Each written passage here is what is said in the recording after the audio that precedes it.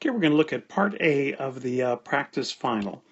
So it says here, when water freezes at zero, which of the following is true of the process? So you're supposed to think about this. Well, water is going from liquid to a solid when it freezes. So where is the heat? And we know that heat is on the more solid side. Okay, so heat is not over here. So this is our equation. So that means that this must be exothermic. And it's going to be a downhill sort of a situation. So now let's analyze. The process is endothermic. No, that is not true. Molecular attractions are strengthened. Yes, solids are stronger bonds than liquids, so that's a true one. And the value of Q is positive.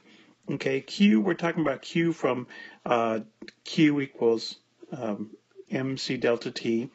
Okay, and when heat is given off, it's going to be products minus reactants. It is going to be a negative value, so that is not true either. So it's only 2.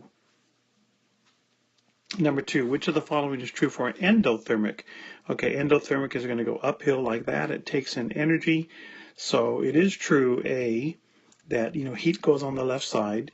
Heat is released? No, that's exothermic. The energy of the products is lower than the reactants? No, because it's uphill, so that's not true.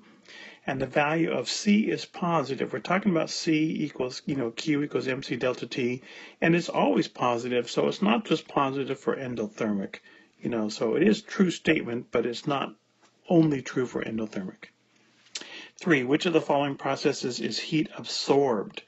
Okay, so we passed around baggies in class where we had calcium chloride, and that got really hot, so that means the heat was released to your hands. It felt hot. So that's not the answer. Combustion, okay, combustion definitely gives off heat. Vaporizing, so we have a liquid going to a gas, okay, and heat's always on the more solid side, so heat plus liquid turns into gas, so that's the answer. That absorbs heat.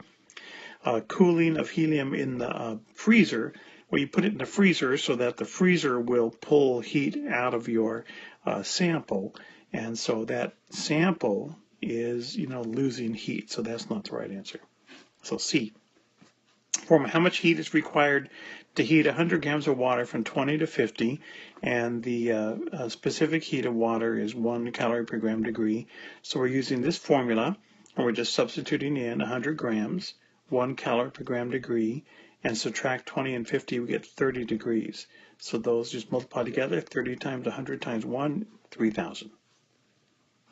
Now, number 5 is exactly the same equation, only this time we're leaving out the mass. So we say we have 600 joules, it's 0.9 joules per gram degree, it's 37, 10 and 47, 37 degrees Celsius. So we just have to solve for M. I got 18.01. Okay, so answer C. Okay, heat is in joules. The other one you might want to know about is joules per gram degree. That's called specific heat. Or actually a specific heat capacity. That's why we use the letter C. But that's not what this question is. The question is just saying heat is in joules, type of energy. Number 7, 20 grams of each of the samples are originally at 10. They're heated evenly for 10 minutes, which will have the highest temperature at the end. Well, the value of C, specific heat, is how much a metal will resist change in temperature. How much will it resist change in temperature? So this resists the most, this resists medium, this resists less. And so if you want to get the highest temperature, you want the one with the least resistance, so it's going to be gold. For number 8, same kind of idea, but we're talking about heat of vaporization. It's which one resists change in phase. This is change in temperature, and this is change in phase because, how much energy it takes to change the phase. And so which one will have the most liquid remaining, which means which one will have the least amount of change. So the least amount of change is the one that has the greatest resistance to change, and that's answer C. So a little bit of logic. 9 says when water vapor undergoes condensation, which of the following does not change? Now, just a real quick idea here, and that is when you're reading a multiple choice question, you should kind of think of what the answer is before you start looking at the answers. Okay, and so that's just a trick to help you get the right answer. Because like if it's a FRQ, people do better FRQs than some of the multiple choice.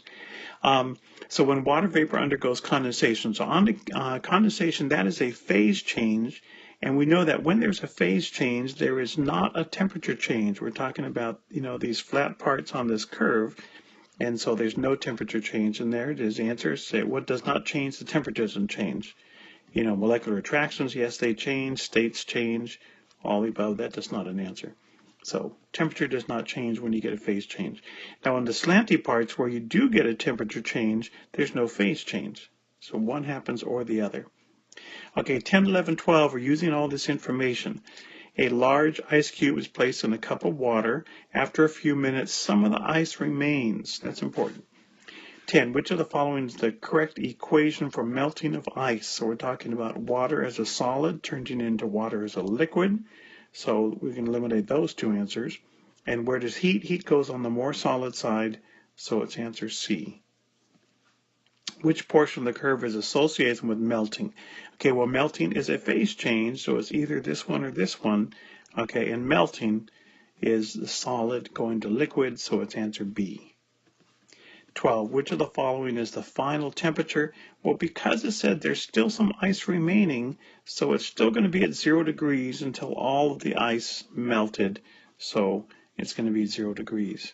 If that wasn't the case, it would really be kind of difficult. I don't think we have enough information to actually answer what temperature it would be if it wasn't still ice water. 13. Which of the following changes will result in a decreased rate of reaction? Okay, well, certainly adding a catalyst is going to speed up the reaction, so we eliminate that.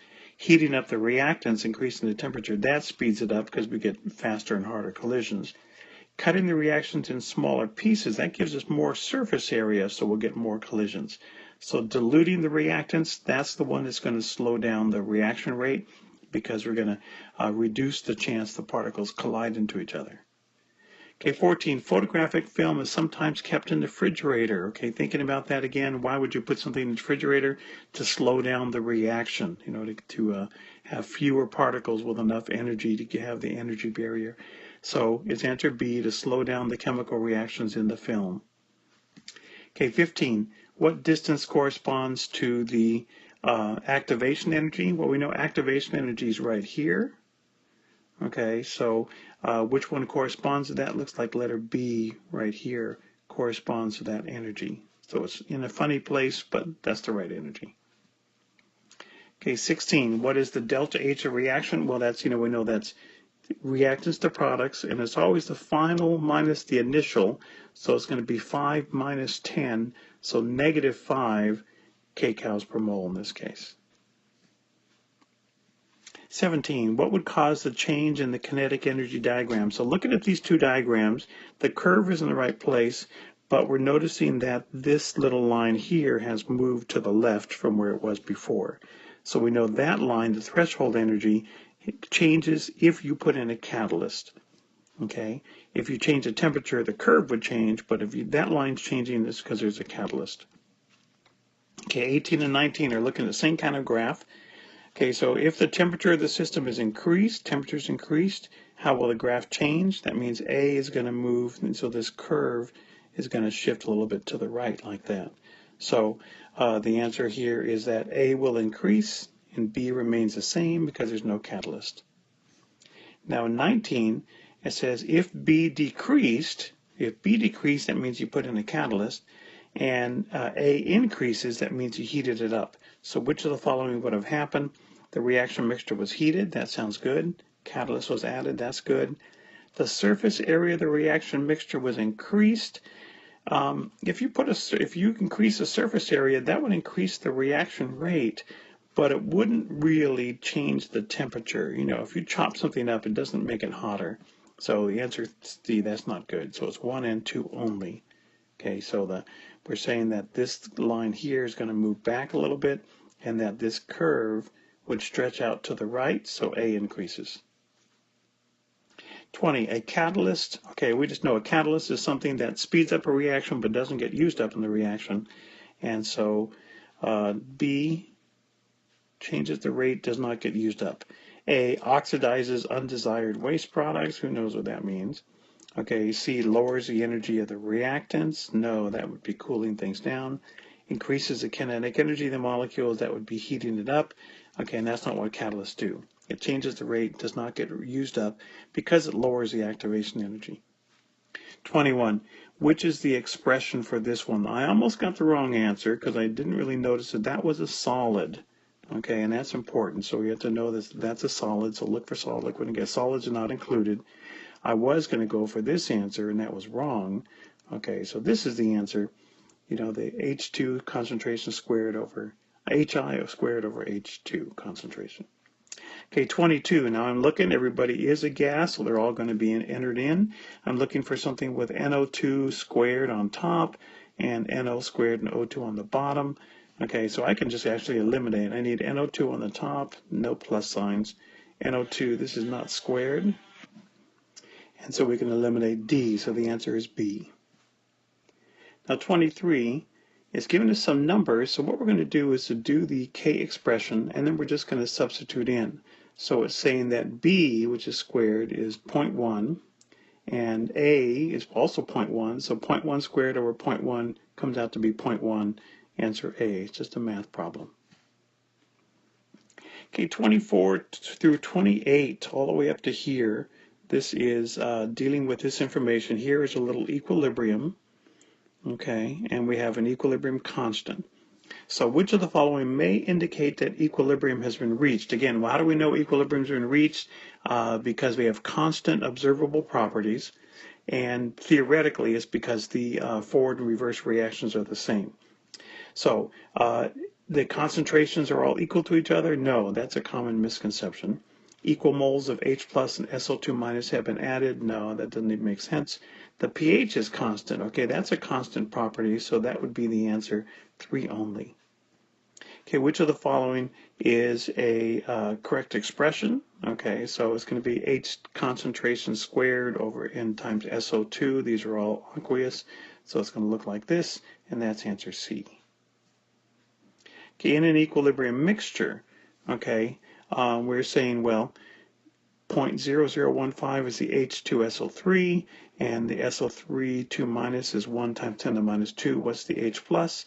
So we're just using this expression, and we know this, that was given 1.5 times 10 to the minus 9. We're looking for this, x squared. We're given this, so we just substitute everything in and solve for x. So x squared comes out to be 2.25 times 10 to the minus 10, which take the square root of that, we get 1.5 times 10 to the minus 5. So it's just a math problem. Substitute and evaluate. Okay, to this mixture already at equilibrium, which of the following would have a greater concentration if H2SO3 were added? So I've copied the equation down here, and if we did this kind of a problem, let's see, if I add some H2SO3, then we know that's going to shift everything to the right. So this goes up, and this goes up, but because we added it, that also goes up. So everything goes up. All three of these are actually going to increase, and so the answer is D, 1, 2, and 3. Okay, the last one dealing with this section. Which of the following conditions would produce the highest concentration of H2SO3?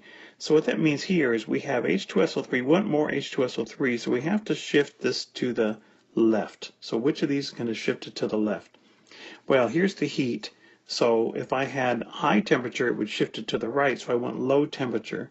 So low temperature means I can eliminate the 40 degrees. It's going to be one of the 10 degrees.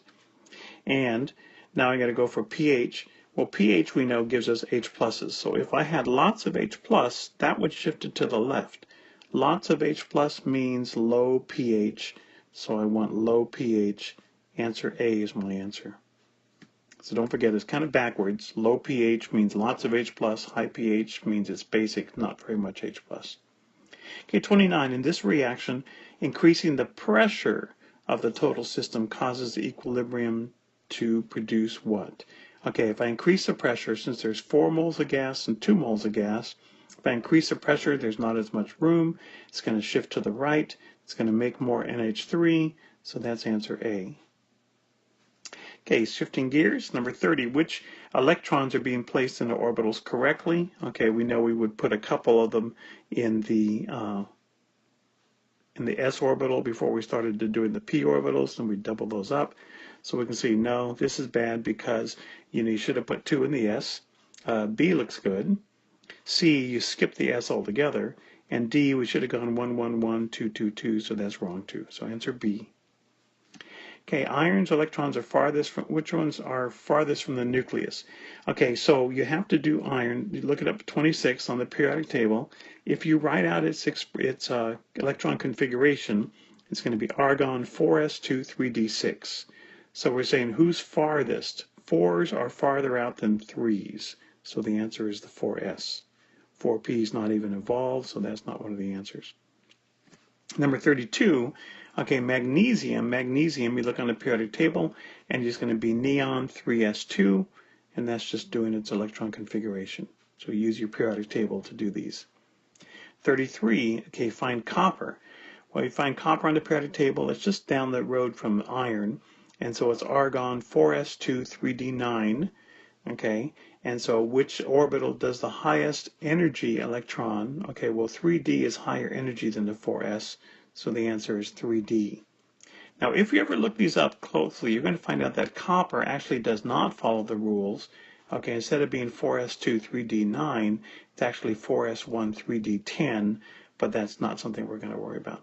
It has to do with the orbit, that's something called symmetry, where all the d orbitals are filled, and that adds a little bit of energy to it. Okay, 34. What's the electron configuration for the nickel 2+ ion? Because it's an ion, you got to do the neutral nickel first, and that is going to come out to be argon 4s2 3d8, and then you lose 2 electrons and you lose the outermost electrons. So the final answer is argon 3d8. Lose the farthest one, not the highest energy, you want to lose the farthest ones out. Okay, some of these are very simple with your periodic table. Sulfur is in family 16. It's got 6 valence electrons. There it is. Sulfur, when it becomes an ion, though, we fill in its shell. Okay, so it has 8 valence electrons.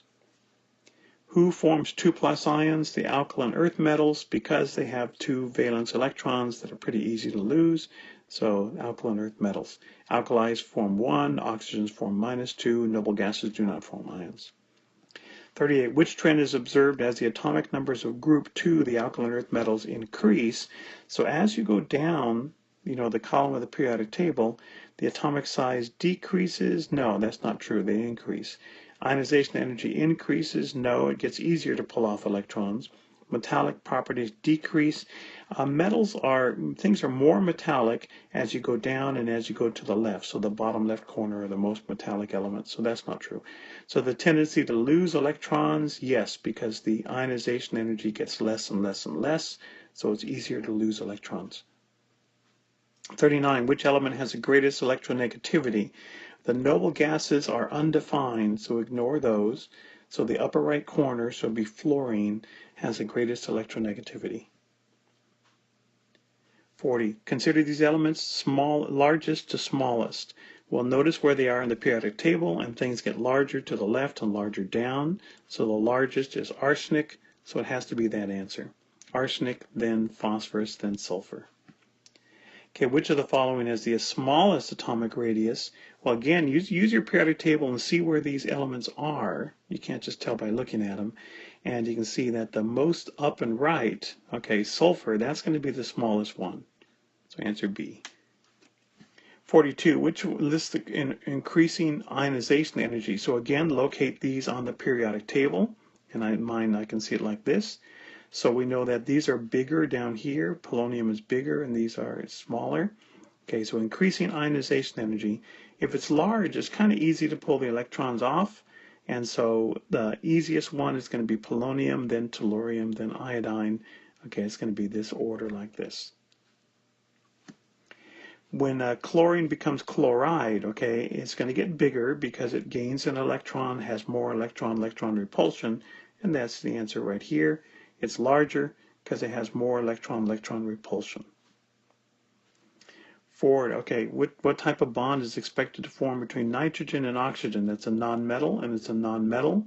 Okay, so we expect that to be a covalent bond. And we notice they're both strong, so if it said polar versus nonpolar, I would have called that a nonpolar covalent bond. but that's not one of the choices. So just a covalent bond. What type of bond for lithium and iodine? That's a metal and a nonmetal. Metals and nonmetals form ionic. Which is the ionic compound? We'll just look at these on their periodic table. So that's a nonmetal, so that would be covalent, nonmetal, and that's nonmetal. The only one that's a metal and nonmetal is answer C. Okay, all the following elements form covalent bonds with bromine except, okay, covalent bonds is nonmetal, and this one is a metal.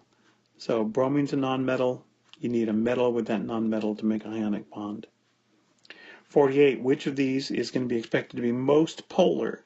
Well, here we think about the strong nonmetals and the weak nonmetals, and NO, F, and Cl, those are the strong nonmetals. So this is a weak and a weak, so that'll be kind of nonpolar. This is a strong and a strong, and this last one is a weak and a weak. So the only one that's a weak and a strong, so they have a big difference in electronegativity, would be answer C, and that's the one that would be most polar. Okay, which type of bond is described as a lattice of positive ions and a sea of electrons? Classic definition of a metal, and so we're talking about metallic. Okay, a couple easy ones. Carbon, symbol for carbon, it's in family 14, so it's going to have 4 valence electrons, and it's going to look like this. The correct Lewis symbol for aluminum, okay, it's going to family 3, it's going to have 3 valence electrons, and it's going to look like this. Okay, so we're going to put 1 on each side before we double them up. And for oxide again gains 2 electrons, and so it's going to have 8 valence electrons. We're going to draw 8 dots, and that's the way that's going to look. 52, Lewis structure of ammonia. So that's assuming that you could draw an ammonia, and now we're just saying how many lone pairs on nitrogen. Okay, there's 1 lone pair right there, so the answer is 1 lone pair. 54, which of the following describes the bonds in an ethine C2H2? So that's assuming you're going to be able to draw this. So I wrote C2H's have to go on the outside. I gave everybody an octet. But that would be 2, 4, 6, 8, 10, 12, 14 electrons. We don't have 14 electrons. We only have 10. Carbon has 4, hydrogen has 1 and 1. So we're going to take away a pair, make these guys share. Take away a pair, make those guys share. So this will be the picture. We're going to have a triple bond, and we're going to have 2 single bonds in this molecule. So it's assuming you're going to draw the picture and then answer the question. For 55, the total number of dots drawn in the Lewis structure for nitrogen. Well, nitrogen has 5, and the other nitrogen has 5 valence electrons. So altogether, we're going to get 10 dots, and that's going to be the answer. Okay, which of these molecules is polar? Again, we're assuming you're going to draw each of these, or at least visualize them. Well, Cl2, no way that can be polar, because it's the same atom. It's a nonpolar bond. Okay, carbon dioxide, that's a polar bond and a polar bond, but because of the shape, it's going to be nonpolar. Okay, CCl4, again, those are probably polar bonds, but since there's 4 of them, they all cancel out. So it's ammonia. Ammonia is the answer. You can see with that lone pair right there, that pushes this nitrogen, pushes the hydrogens down a little bit. So it's going to be a pyramidal shape, and that would be a polar, NH3. 57, each of the following describes ionic solids. Okay, which one? They're formed from metals and nonmetals. Okay, that is true. That's not the answer. They can conduct electricity when dissolved in water. Right, you have ions that can move around. They have a sea of electrons, okay, around positively charged cations. Okay, that is the answer, because that's talking about a metal, and we're looking at somebody that doesn't talk about ionic solids, and all the above, no. Okay, so C is the answer because it's talking about a metal, not ionic. Okay, properties of metals. We know that metals are shiny, they're lustrous, they're good conductors. Okay, so you can pound them into thin sheets. So it's not brittle, it's not dull, it's not a poor conductor. You can pound it into thin sheets, which is the word malleable. 59, which would be the best conductor? Notice this is a non-metal, and a metal, and metals are good conductors. Now, we would not be asking, well, here's 3 metals, which is the best conductor? But we would say that a metal is a better conductor than a non-metal. Okay, which is not paired correctly with its solid? Okay, bronze is metallic. Calcium oxide, that's a metal nonmetal, that is ionic. H2O, that's two nonmetals, that is molecular. Okay, network covalent solid, no, not P4O10. This is the answer. Okay, our covalent solids are diamond, graphite, and SiO2, silica. 61, water molecules are attracted to each other with what type of force? Okay, the negative end of the oxygen is attracted to the positive end of the hydrogen, and that little force there is hydrogen bonding. Okay, because when we have H bonded to O, H bonded to N, H bonded to F in the molecule, then the interaction between the molecules is hydrogen bonding. 62. What is true about a sample of gas molecules according to the kinetic molecular theory? And this is the kinetic molecular theory of ideal gases. So for ideal gases, at high pressure, okay, pressure has to do with collisions with the walls of the container. At higher pressure, you have the same frequency of collisions. No, that's not the answer. Every gas molecule travels at the same speed. No, they have the same average kinetic energy, but some particles are going fast, some are going slow. Okay, the volume of the gas particles are negligible. Yes, they have no volume for ideal gases. And there are no attractions. That's why this guy is not the answer either. Okay, so kinetic molecular theory for ideal gases, the volume of the gas molecules are basically zero. For 63, two balloons are filled. Okay, and this whole idea, two balloons are filled, same volume, same pressure, same temperature. So what do we know? Well, this is called Avogadro's hypothesis. Equal volumes of gases at the same temperature and pressure contain equal numbers of molecules. So would the masses of the gases be the same? No, okay, because you have equal molecules, but each, helium weighs different than hydrogen, so that's not going to be true. The number of gas molecules will be the same? Yes. Moles will be the same? Yes. Okay, because molecules and moles basically the same thing. So answer 2 and 3 only. Answer C. Okay, 64. A temperature of 36 represents twice as much kinetic energy as what? Okay, so this is one of these problems where you say, okay, first I'll change that to Kelvin, so it's 309, and that is twice what? So divide that by 2, you get 154.5 Kelvin. And then change it back to Celsius by subtracting 273. So I got negative 118.5. So the answer is negative 119. 65, 745 corresponds to what? So 745 divided by 760 atmospheres. And we don't even calculate. We see it's going to be a little bit less than 1. A little bit less than 1. So we can certainly eliminate those. And that's a lot less than 1. So the answer is A. 66, the pressure of the atmosphere at sea level will support a column of mercury. Okay, 1 atmosphere of pressure is 760 millimeters of mercury. And what that means is that it will support a column of mercury in a barometer that's 760 millimeters tall. Okay, and that's answer B. 67, what Celsius temperature is 100 kelvins? Okay, so I remember that Kelvin is higher than, K is higher in the alphabet than C. So if I want to go from K to C, I got to subtract 273. So 100 minus 273 gives me negative 173. 68, which of the following describes STP? STP is 1 atmosphere in 0 Celsius. Now what is that? 1 atmosphere in 0 Kelvin. That's not right. So eliminate A. 1 torr. No, that's not right. 760 atmospheres? No, that's not right. So the answer here is 760 torr. That's the same as 1 atmosphere in 0 Celsius or 273 Kelvin. So answer D is the only one that matches. 69, a rigid volume of a gas. What increases if you heat it? Okay, the average kinetic energy, certainly that's going to be good. The number of collisions of the gas, yes, you're going to get higher pressure. The number of gas molecules in the container, no, just heating it up is not going to do that. So it's answer B.